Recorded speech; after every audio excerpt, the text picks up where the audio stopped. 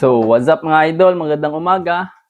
For today's video, mag-maintenance tayo ng ating isang amplifier.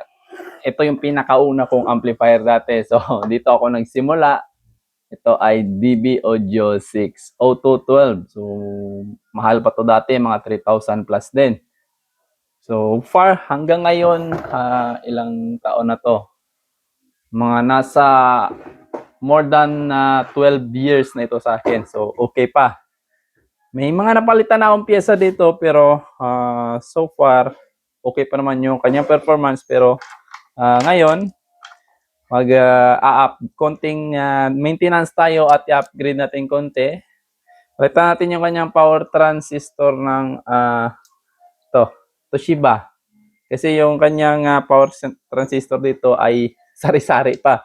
Dati parang remedyo lang. So ngayon, may time na tayo para ayusin to. Ayusin na natin tong ating pinakaunang amplifier. So, dala na din paglinis at palit na rin ng mga piyesang papalitan. So, buksan natin.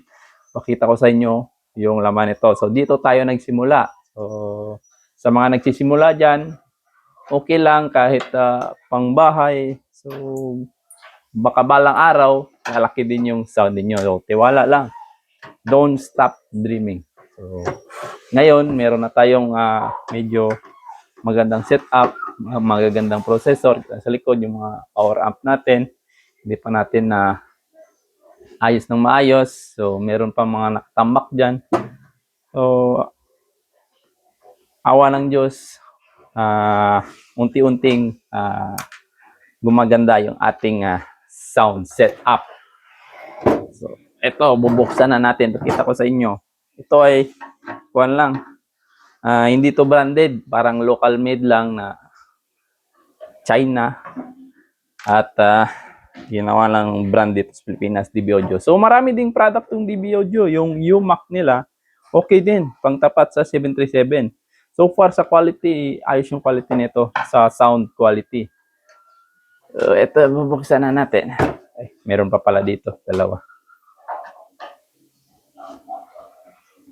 So, sa mga gustong magpa-shoutout dyan, comment na lang at shoutout ko kayo. Kung saan man kayong panig ng mundo. So, medyo malikabok na. So, maliit lang yung laman niya. Yun lang, oh. Maliit lang.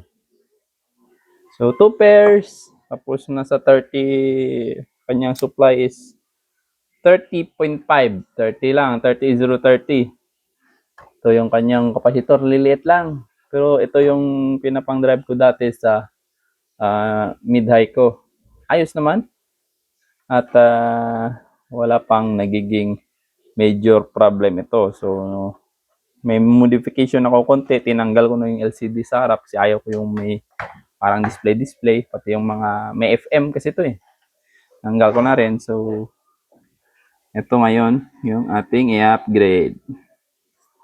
So, abang-abang lang mga idol. Magandang araw sa inyong lahat. At maraming salamat sa pagsuporta sa aking ating FB page at sa ating YouTube channel. So, mamaya or bukas, didemo natin yung sub-module. So, i-print lang natin dun sa PCB.